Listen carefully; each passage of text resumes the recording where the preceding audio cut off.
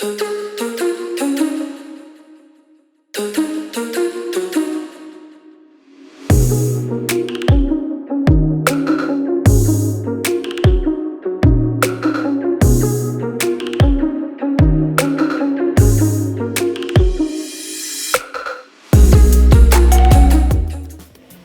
daily move is going to be in collaboration with Coach Cliche, Eric Hudgens. He is a running coach primarily, but he also does a lot of other things. So, Eric, what are we going to do today? Today we're going to go through some closed chain exercises, movements that will help set you up for a more effective running mechanic that helps you express your energy by putting more force into the ground and having more stability in each step you take. It should also be therapeutic in preparation for your running, whether it's a high intensity sprinting or low intensity long run. These are things you want to scaffold in within your training. Not necessarily every day, but definitely something that you would implement throughout the week if you're training several days a week. Perfect. So he's going to show me how to do these, and that will in turn show you how to do these. So where are we going to start? Let's start with a isometric calf raise. We'll hold for 20 seconds, do 2 sets of that. And as you're doing these, I'll kind of talk through it. So first, find a good running posture. When we're running, we don't want to be too deep of an angle. We'd like to be upright a little bit more, bring your feet closer and your hips underneath you. And now your hands a little lower so that you know it's your hips being held up by your feet, knees, and ankles. Straighten your arms out. And now press through your toes to raise your hips up. And if you're feeling it mostly in your calves, although this is an oxymoron, it's an isometric exercise. We don't want to just isolate the calf. We like to feel ourselves pressing through our hips, through our knees, through our calves, into our ankle, and even pressing through that big toe so you feel the muscles in the bottom of your feet. And after about 20 seconds, we'll relax. And this time, bring your feet together more. You'll feel more stable, and you can even squeeze your heels together. And now you feel all your posterior chain engagement. So we call this a closed chain activity because he's connected to the ground. An open chain is like floor work, or if my legs were hanging and doing exercises. But since he's a closed chain activity, we can practice what it's like.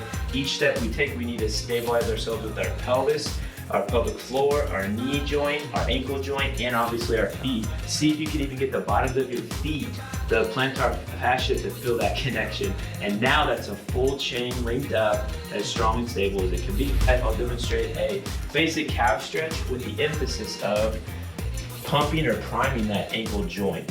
And that lengthening of the Achilles, the calf, gastroc, and soleus will start to free up some of that tension while still keeping that engagement of that whole kinetic chain.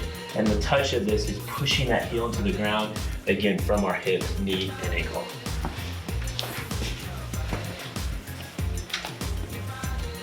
Good, and feel the connection of your glute pressing through your knee. Good, your knee through the ankle and into the heel. And we can switch sides. So in a long run, a slower jog, we are going to be more upright, but in a sprint, you're definitely in the right angle where you're driving yourself forward by the purpose and power being pushed into the ground. We're going to translate that to an eccentric. So with our feet together again, you'll raise up with both, but thus connect one, stabilize it, and then slowly lengthen the muscles as your heel goes down towards the floor. So with both feet hanging off the edge somewhat, not falling, but definitely able to load through the foot, slowly, eccentrically, lowering the heel all the way below the step, keeping the hip knee long, and then we can match our feet, raise up again, and either alternate or repeat. And again, 2 to 3 reps is a way to just prepare for performance. The next one, let's turn this into how that translates higher into our hips. So we're gonna do hip hikes where the emphasis is gonna feel not the ankle joint this time, but really pressing through the ankle joint. So you'll just do a basic extension as strong as you can, and the hip rises. Your hips play kind of like a teeter-totter. So if I press down on one hip, the other hip should rise. And I do want to try to feel the core, so we'll bring our head back and feel your core engaged. And it'll feel almost like bouncing, but you can now sense the tension is equal through the hip. And we'll turn that into now from lowering ourselves from the hip hike, from our knee joint, and learning how to put force in the ground to stand up and stabilize the steps that we take. We can just do 3 angles on each leg. So that good hip hike with the head up. Good. Find that hip hike position after each reset position. Pressing through the knee, the ankle. Good. But before we go to the wall and put that into a cycle motion or a piston-like motion of running, we're going to engage that hamstring and glute. If you notice, we kind of work from the ground up, our feet and ankles, and now we're going to add our knee joint with that quarter squat, and then make sure we're using the hips holistically, the quads and hamstring and glute. I have a couple of different scenarios you could use. The bigger ball behind the knee is going to help you coordinate bigger muscles, so hamstring and glute will be more likely to engage. If you use the little ball, it's more likely to really cramp up the hamstring only. It's a little more challenging to use, so whichever you prefer, the goal is to go through a few specific motions, squeezing the ball first and finding it stabilized in the pocket behind the knee, and then from there just getting some heel to seat contractions, engaging that hamstring and the glute, and then from there trying to put that into an actual hip extension, pressing back as if we've pushed the ground behind us in our running. And that should engage the glute hamstring complex. It's a complexity of connecting those two.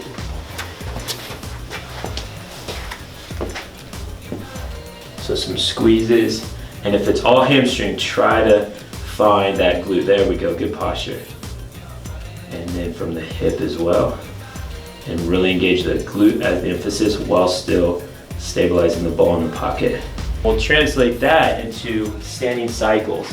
And the emphasis here, I'll use my leg closest to my stability wall and my stability leg. They can counter each other like a bridge, hip hike, and then practice that squeezing of the ball to engage that hamstring and glute as a means to get my knee up. Typically what we do is lift this hip flexor, which isn't completely incorrect, but it's a lot more efficient and effective if we can engage the hamstring and glute to bring that foot up. So we're basically doing these drills in our running motion. Correct. Okay. So here. A little hip hike, good. And keep the squeeze at the top of the knee drive. Good. The final thing is, how do I turn that into actually force on the ground and rebounding? Well, in sprinting, a best cue, I think, is piston-like motions from the knee through the ankle joint, driving down with a loaded ankle that we worked on and built up, and the rebound or response of that brings our knee up, along with a little bit of that squeezing of the ball at the top. So the drill is first learning how to get into this position, making sure we're pressing through that hip, knee, and ankle, and from there you can practice. Either think of dribbling a basketball or piston-like motions, getting a response from the ground. And the reps can be anything from 6 to 8, or you can put up all the way up to 20 if you want, but the goal is to find that free response. Good. How it would translate into a forward, efficient flow in our running because of the way our foot responds, the way we actually extend through the ground from all of our leg muscles linking up like a chain. Awesome. And this, I can tell you guys, one set of this and I'm burning. So this is a good workout. If you guys enjoyed this or you want to learn more, where can we find you? Coach Hudgens on Instagram. There's also personalbestathletics.com. And on Facebook, Personal Best Athletics is a good way as well. But yeah, the club I run is called Personal Best Athletics. Mostly working with youth, trying to set a good foundation in not only the physics and the movement of the bodies, but also in the experience of pursuing excellence in sport. All right, well thanks again and we'll see you guys soon. Awesome, good luck.